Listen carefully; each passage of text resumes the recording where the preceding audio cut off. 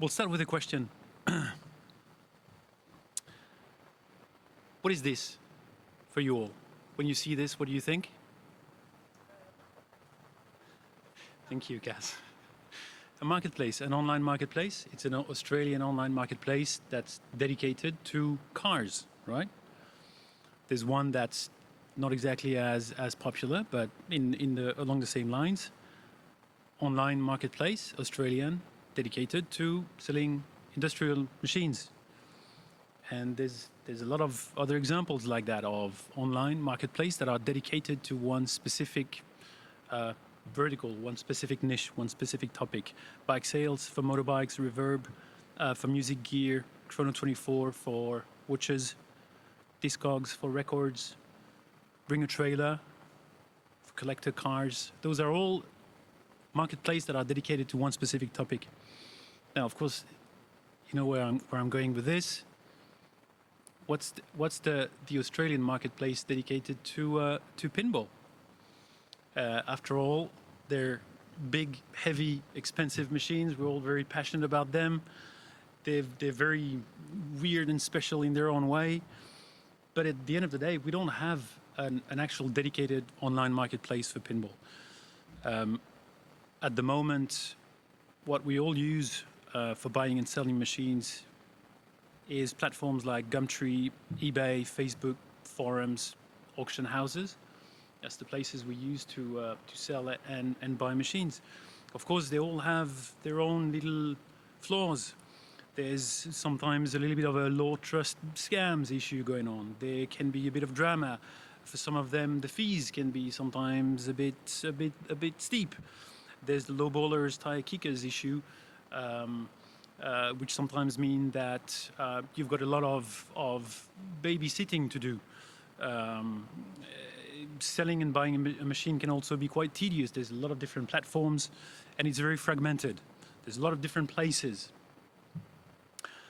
Whereas if we had a dedicated online marketplace to pinball, we could do things, for example, like verified identities, making sure that we know who we are dealing with, both when we sell and when we buy. We could make things like having a platform that is made specifically for pinball, so that the listings are standardized with standardized names and standardized manufacturers and so on. We could have both fixed price and auctions, which is auctions not something that is available on a lot of those platforms. And a lot more things we could have. We could have, for example, automatic shipping quotes. I was speaking with one of the two famous, he's away now, Bill and Shannon, we all know them. Wouldn't it be nice if you had a platform where we would know where the machine is located, where the buyer is located, and provide automated shipping estimates? We know that for a lot of first-time buyers, they have no idea how much it can cost to actually ship the machine.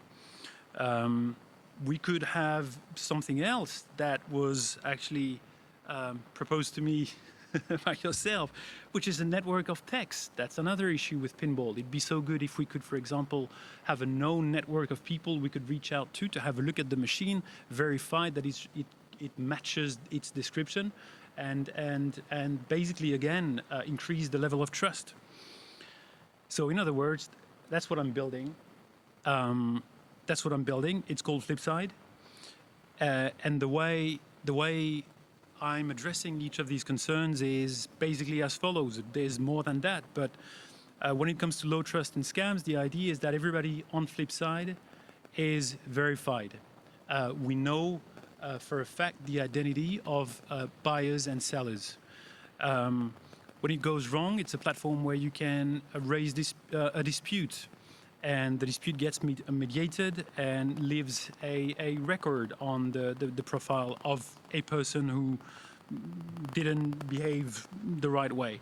When it comes to drama, there's no drama because there's no public comments. When it comes to fees, it's not high fees, it's super low fees, but it's still a little bit of fees to guarantee a level of engagement. The problem is if you have a platform with zero fees, that's where You can have people who just rock up and then ghost you and disappear, and then you never hear from them again. And of course, for the tedious and fragmented part, again, the platform addresses that by being one same platform with a ton of automation, where you list it once and you let it handle the rest for you. We'll see in a bit more details how this can be addressed. This is addressed on the platform. That was a lot of words. So for something a little bit more visual and interesting, we're going to do a quick little demo just to see the platform, what it looks like, how it works.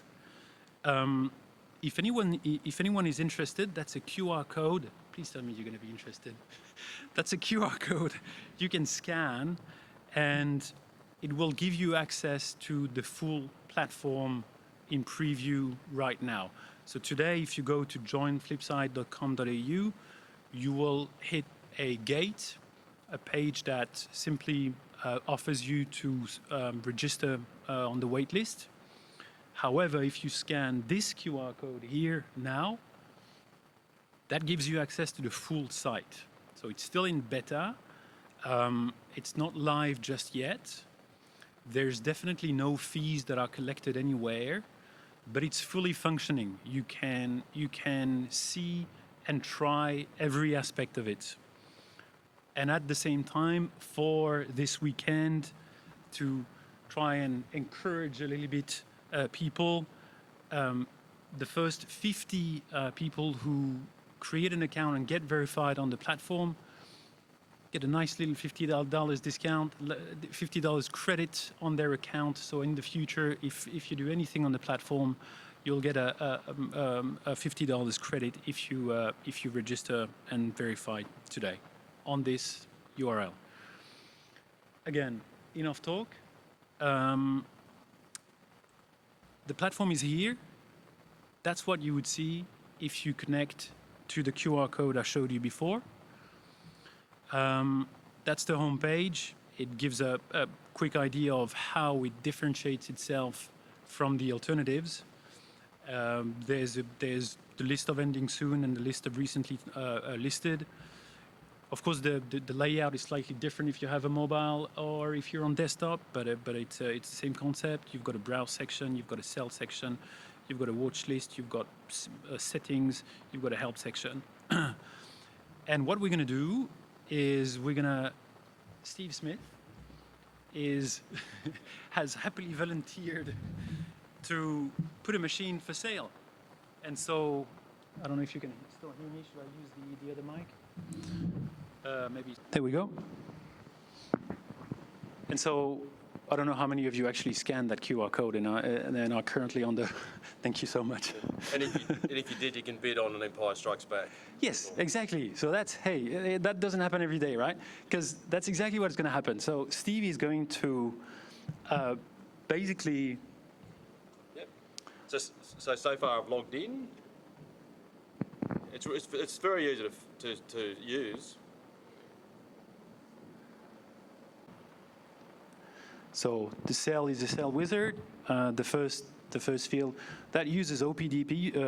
OPDB, for those who know, it's an extract of IPDB that's provided by, I think it's somebody in Germany who provides this API with a complete list of each and every pinball in the world.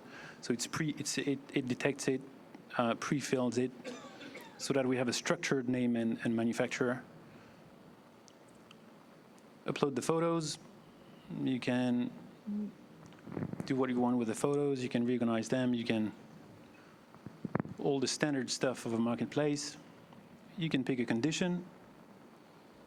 Awesome condition. I'll say it's fully restored. And that's another aspect where this platform obviously is different from something like eBay. Because it's made for pinball, you can specify the condition of each and every aspect of it in a way that is structured for pinball. So you can rate the playfield, the cabinet, the back glass, the displays. You can add comments whenever you want. And of course, in the end, all this shows on the final listing. I had 2 fingers somewhere here, up here. Yep, 2 fingers down. So you don't have to rate the machine in detail like that. Can you guys see what's going on? Yeah. You can add details about the description in general, whether there's been any modifications or upgrades, whether there's any known issues. All those things that are specific to pinball. Then at this point, you can decide whether you want to sell it fixed price or auction. There's a ton of different options. We're going to go with auction, a starting bid. It's all fairly standard. I mean, anyone who's used eBay for auctions would recognize the same principles. You can choose to allow a buy now. This weekend only.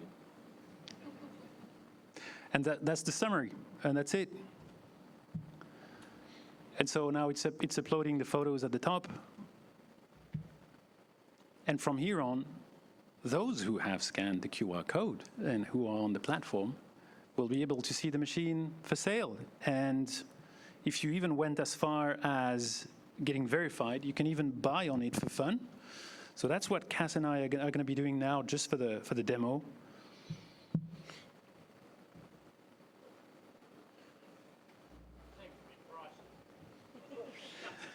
It's a special Horrible. weekend only. If you've got cash, I'll take less. $500.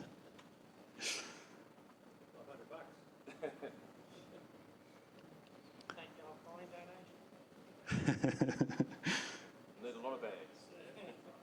Yeah, so you might have seen when Steve was creating the listing before publishing, he chose. Actually, did you choose a reserve price? Maybe you did not. Yeah, but you can totally, of course, choose a reserve price, and the reserve price itself is not shown on the listing, but what's shown on the listing is whether the reserve price has been met or not. But yes, yeah, you can. And so, what am I seeing? Is that a first bid? I think that's Cass. Look at that. Okay. So, another thing that's not very interesting for you here, because obviously. This auction is now, I can't remember which option you chose. 7 days. It's going to run for 7 days. So we don't want to wait 7 days here. So I'm going to, behind the scenes, nobody looks. I'm going to accelerate this thing and make it happen much quicker. So that's my little admin console. Don't look too closely. I'll make it end in about 2 minutes. And there we go. Now we see that the auction is finishing in about 1 minute 50 seconds. Just for fun, I'm also going to bid, and Cass and I are going to fight on this thing. And of course now. If anybody else has got it live bid as well. Exactly. So.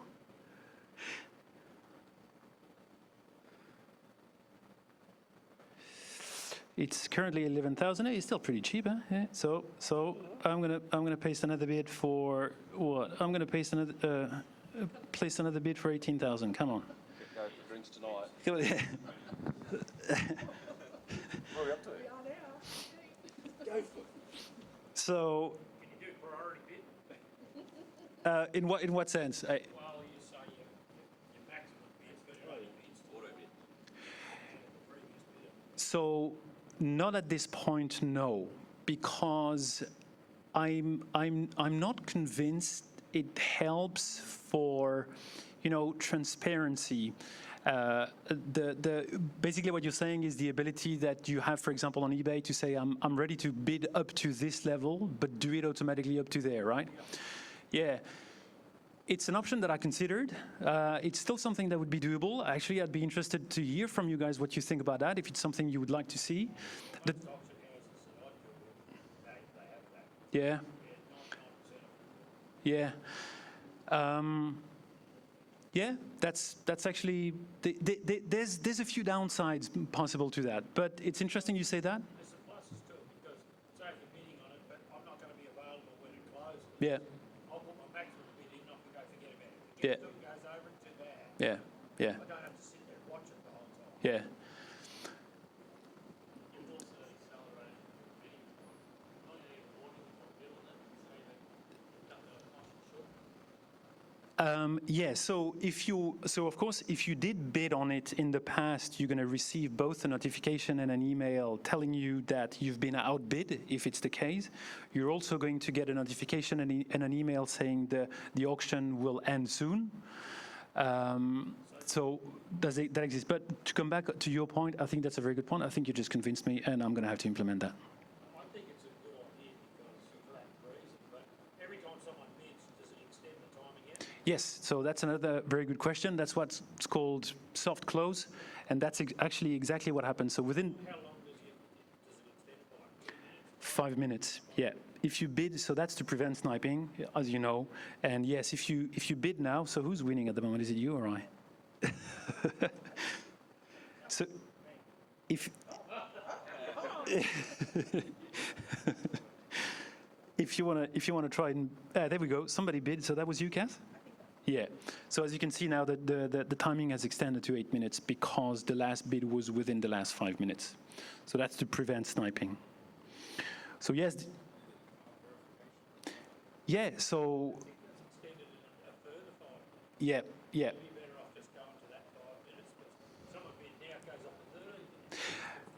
No, because the extension only applies within the last 5 minutes. Yeah. But yeah.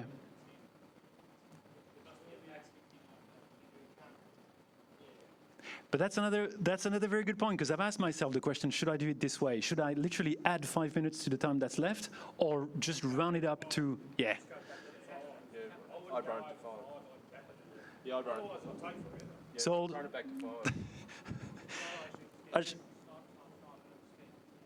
Even 3 minutes, like how long do people need, you know? yeah. Otherwise you'll be there all night waiting to finish. Yeah. Every time one does a bid, it takes forever. Yeah. Most auction houses I've been with, it's about 3. 3 minutes is a long time when you're sitting there watching it. Well, Yeah, I can well, it's good too.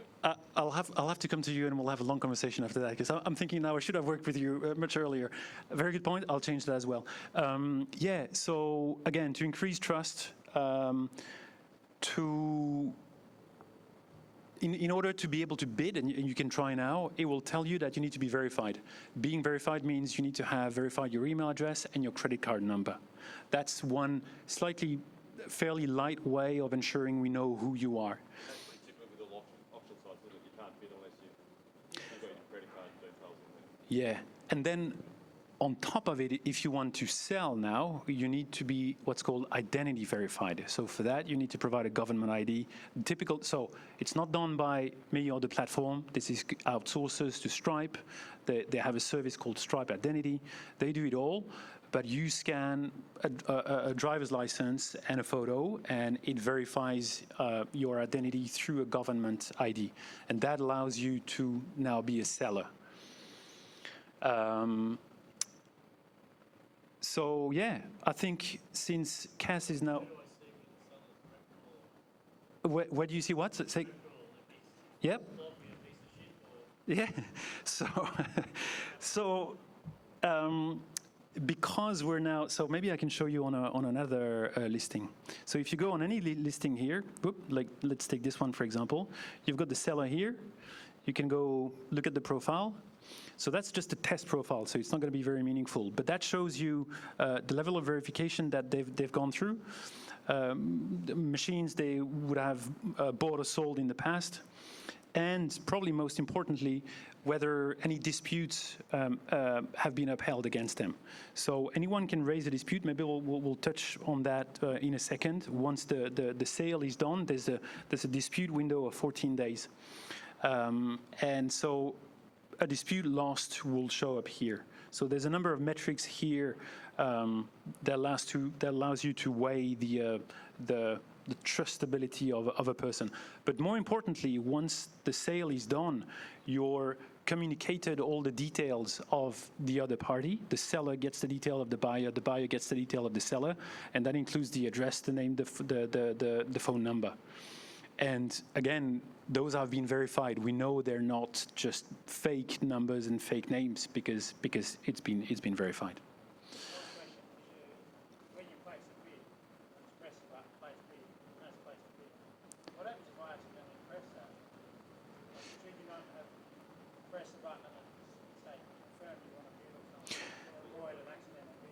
So, yeah, so an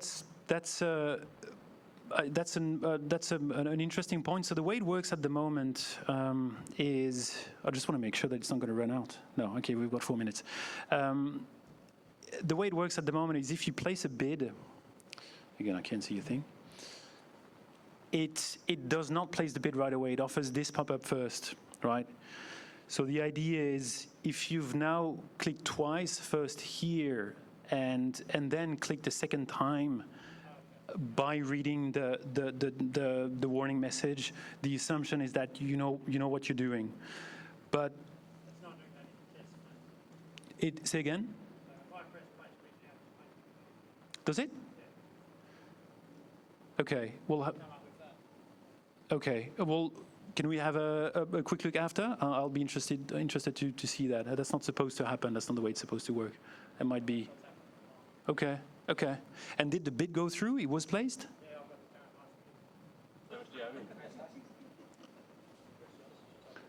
license. So maybe, is it possible that you would have clicked so quickly now?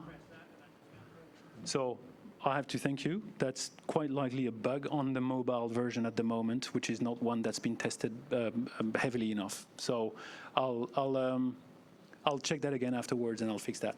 Yep. Yep. Okay. So where were we with that? So of course you've got a like a personal panel where you can see everything that's happening. Yes. It's an option. You have the option to contact the seller directly to make that private bid and just say, like, I don't want this to look like an auction. You take it to seller.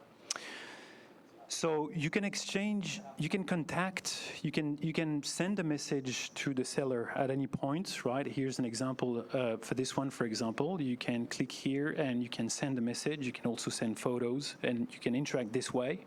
Say, would you be willing to take $6,500 on this right now and close the auction?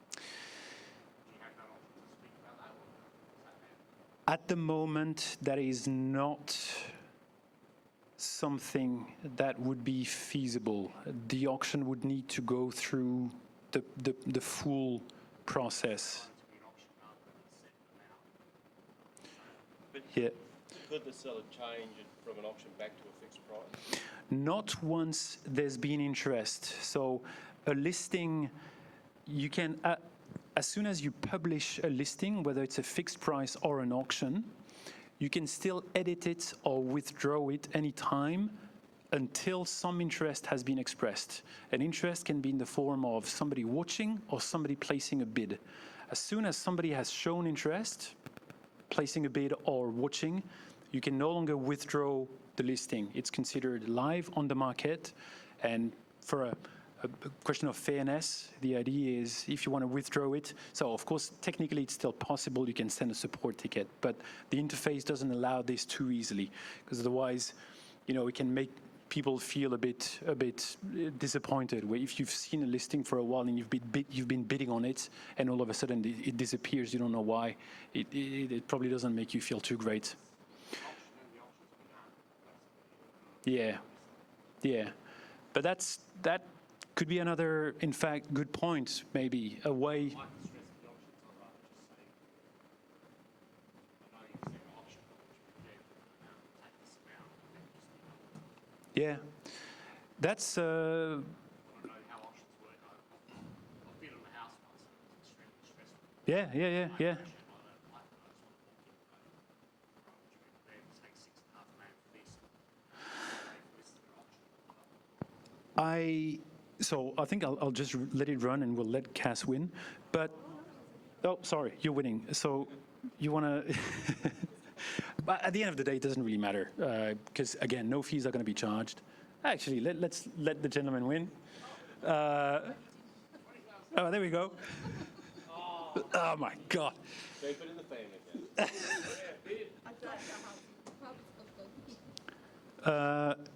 And it's sold. And it's sold. So so what I was going to say is, good thing this thing is being recorded so that afterwards I'll be able to go through those things and I'll be able to consider that idea, because that's actually a good point. It's true that not everyone. The bidding is going, it started at 5, it's now up to 7. You can take $8.5 grand and Yeah, yeah, Eh, eh, yeah. Because some sites has a make an offer. Yes, so you could probably build in make an offer.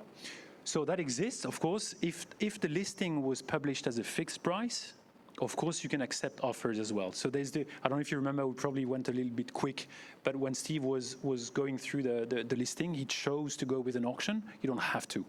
You can go fixed price, just like on eBay, you can go fixed price. On eBay and Etsy, they have like where the auction begins at such and such. I don't know if once the bid has been made, whether you can change that. But If I chosen fixed price, you could build in make an offer. Yeah, So therefore, it'd be exactly what you're asking for. So I want. the same thing is applied if something goes for auction. Make an offer. No, because then the person selling it wants it to go to auction, and so I'd say that it'd be very difficult then to make an offer, but maybe. Fixed price, you have to make an offer. Yeah. If it's an auction. It has to go. Because I think a lot of people selling by auction prefer to keep going. Test the waters and see Yeah. if they can get higher. Yeah, some people think, yeah. But yeah, I'll think about it. I'll think about it. It is true that we could imagine some rare. Automatically, not. If it says auction, I'll just like You wouldn't go with it. Yeah, say it's private negotiation. yeah.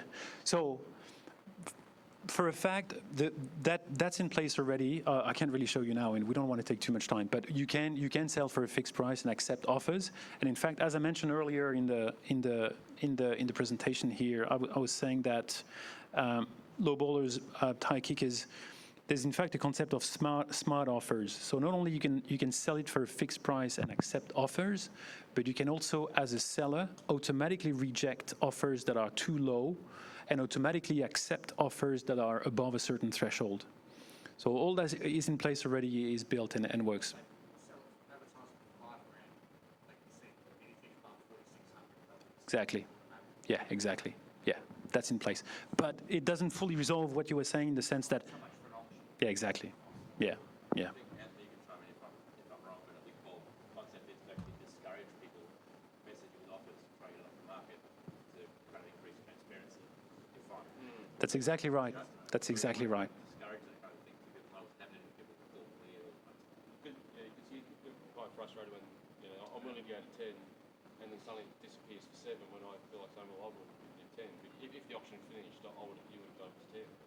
So, Transparency is another way of trying to increase, trust in the space and make sure that there's nothing weird going on. If the auction is bid increase predetermined by the app. That's a very good question, and yes, so it's by blocks. So it's in the help. I captured it in the help somewhere. But basically, if it's below $1,000 or $2,000, the increase is going to be in the $50 or so, maybe even less. And then the higher the price goes, the larger the increment goes as well. Just so that you don't end up with an auction on a $15,000 item that people increase $1 at a time and bid $1 at a time. You don't want that. So, if that answers the question, the.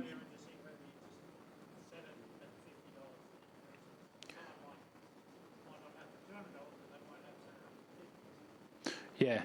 So the minimum increase is fairly low no matter what, but it still increases slightly the higher the price goes. Again, just to prevent auctions to go on forever. I think that, so, yeah. Yeah, it's going to come back. Yeah. We've. Have you thought about the concept of having auctions starting at reserve price instead of having hidden reserve? In terms of transparency, this is one of the issues I have with auction houses a lot, because I only buy machines, parts of broke machines, so I don't like buying new machines. So a lot of the time I'll see a listing for a broke machine, and I'll put a bid on it, and then I'll find out that they're trying to sell it for a fully working machine price, but I only find out at the Just wastes kind of waste of everyone's time. time. Everyone bids in, and like especially one of the auctions, they'll just keep doing that, and they'll list the same machine in the same auction. It's like,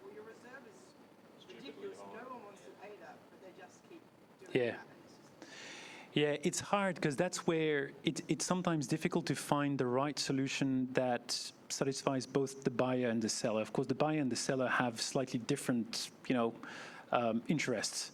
So what I landed on at the moment is that you can set a reserve price. The reserve price itself doesn't have to be shown on the listing, but what's shown is whether the reserve price is met. So at least you know that you're not winning at the moment. You know there is a reserve price. You don't know yet what it is, but you know there is one. I thought that was probably a good compromise.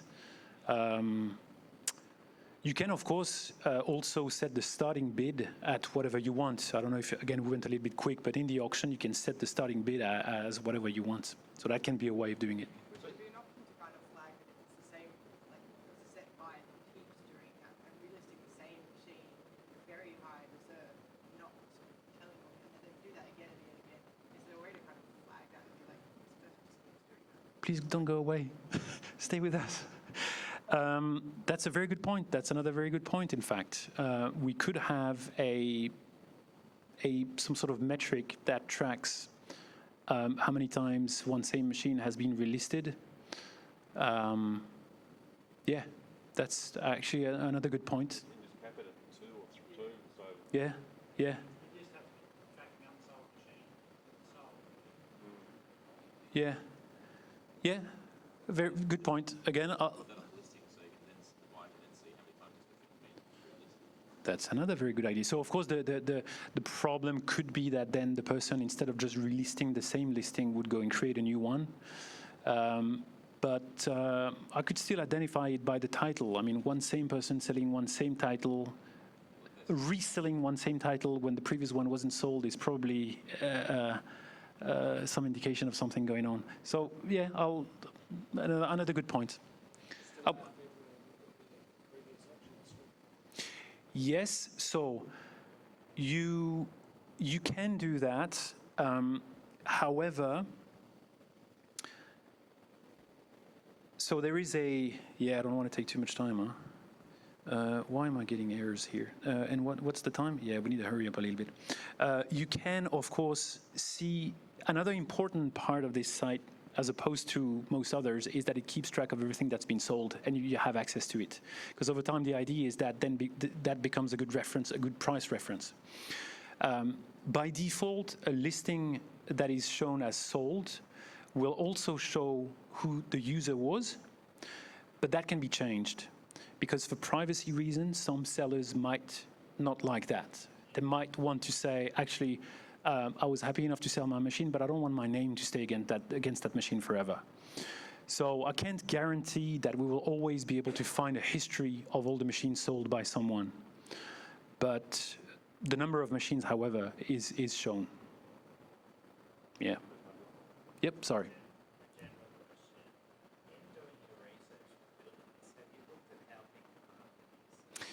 Yes. Yeah. It's not very big. I'm not going to make millions with this. No. It's yeah. It's probably more of a passion thing than a true. I'm at the moment, so that's something I wanted to touch on later on. But I've been in IT all my life. Obviously, I tend to contract normally. I finished my previous contract a few months ago. Since then, I thought I would focus on this thing. So at the moment, I'm full time on this, but I don't expect this to ever replace a full-time job for me, given the size of the market. Funnily, in fact, the whole reason why I came up with this is because that's something I wanted.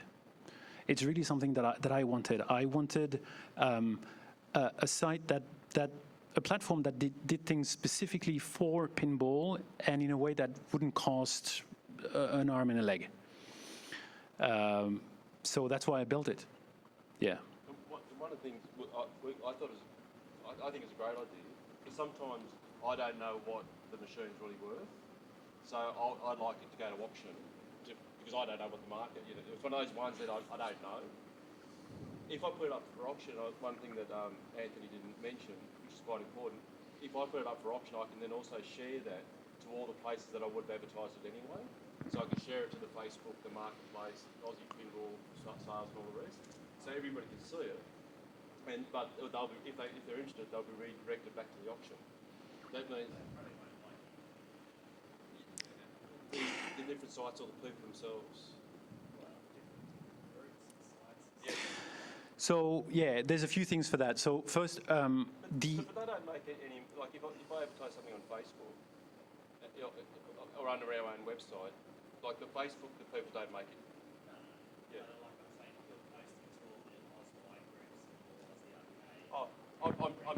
I'm sure some of them won't allow it, but the ones that will, like Facebook.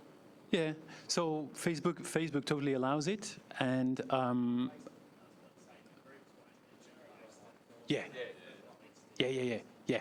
The groups individually, that's probably more difficult. Yeah, no, you're right. It's an important consideration. On Aussie Arcade, I don't think that's going to be a problem. I've been working together. What's his name? The admin of Aussie Arcade. Travis. Yeah.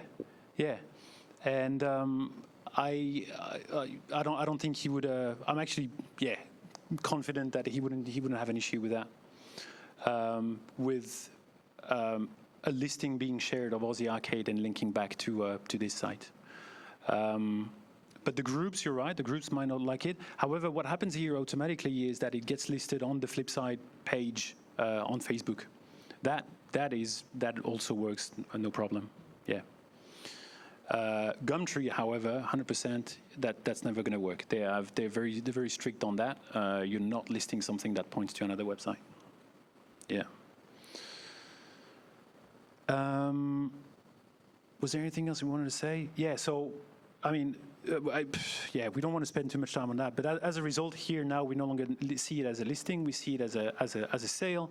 That's both what the buyer and the seller will see. So again, you get all the details of the person that bought or sold the machine. Now you can organize the shipping and the payment. And there's a 14-day dispute window. So during that period of 14 days, you can raise a dispute whenever you want for whatever reason. And I will personally go and contact both parties and try and understand what's going on here.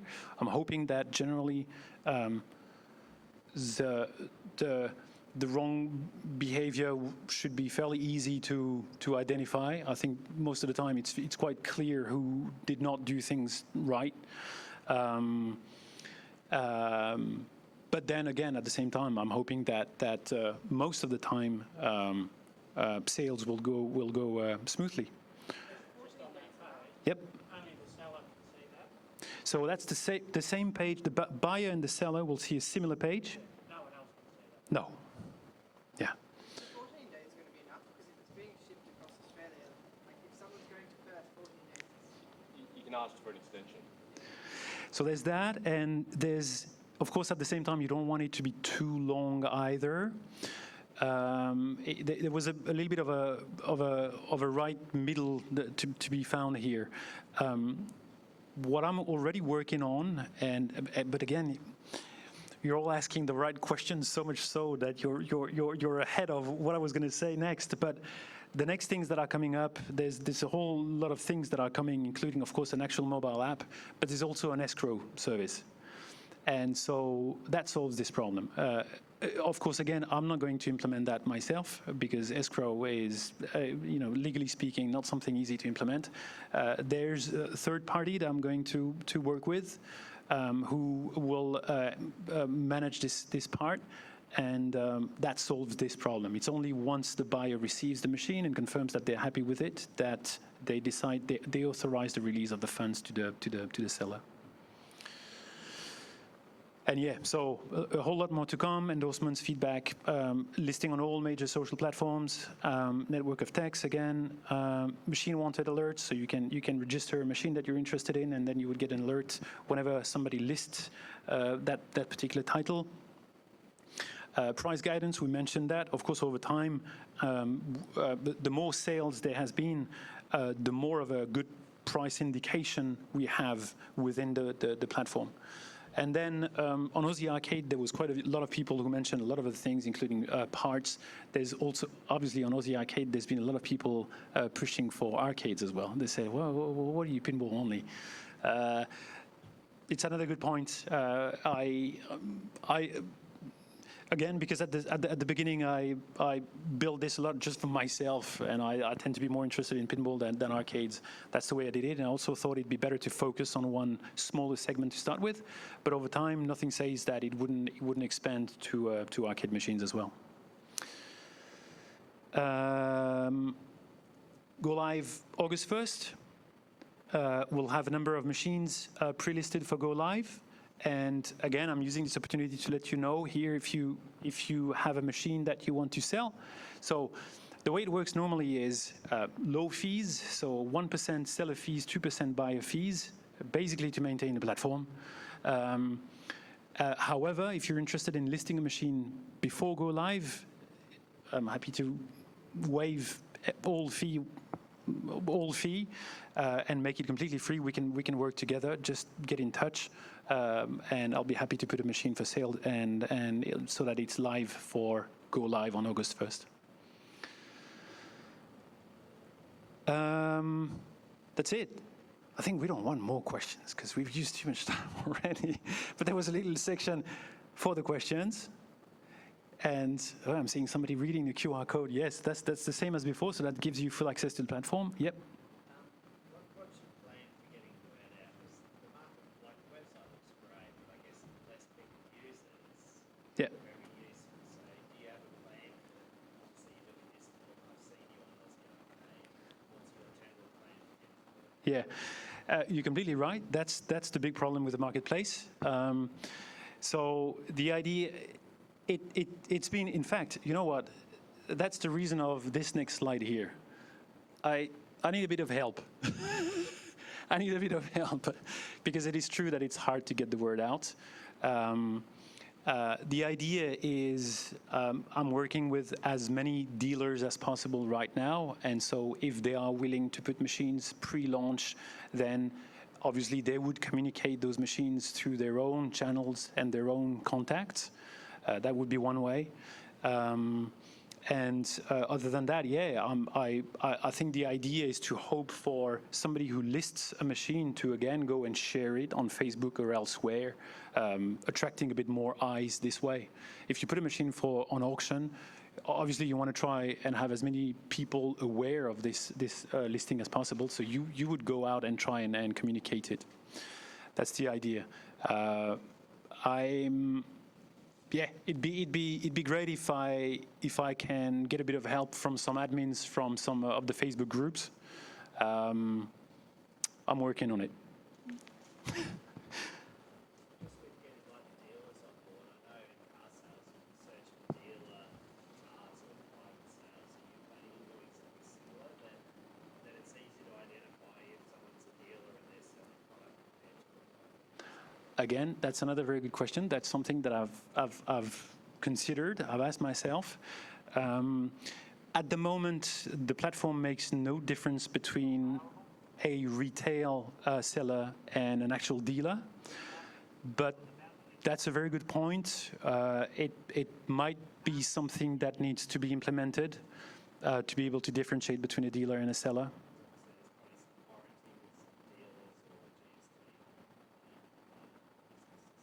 Yeah. So for the camera, remember possible differentiation between retailer and seller and dealer. I think that's it. I mean, we're pretty much on time. I don't have my glasses, so I can see a thing. But I think, yeah, we don't want to spend too much time. Just to wrap up before everybody goes to sleep, this little side tool that I made recently, which I kind of call Pinball GPT at the moment. I don't know what to call it, but it's also hosted together with the marketplace. It's separate. You just add /repair to it. It's completely free, and it's basically a frontier AI model paired with a complete database of each and every manual, schematics, addendum available on internet today. And so you can discuss with the tool whatever problem you may be having at the moment with the machine, and it will go and read through all the manuals it knows to guide you through the troubleshooting and the fixing of that problem. It's completely free. Feel free to try it. I think it works pretty well. I mean, I'm not a professional technician, but I did have a few problems with my machines at home, and so far I've been quite impressed. And in fact, it's having a lot of success. That's something that I posted on the Pinball Repair Facebook group, which unfortunately is mostly American people. But there's been a lot of use of that tool since then. So I think it's actually doing okay. That was the very last word. We're kind of on time. We all have time to go have something to drink and go to the toilet. Is there anything else we wanted to add after that? Yeah, we went a little bit quickly through the demo, but there would have been emails and notification and confirmation and fees and all these things would have happened, but we didn't show it because that's just too much to show here. Few people interested. Thank you so much for having stayed around for this long. Let's go have some games. Thank you very much.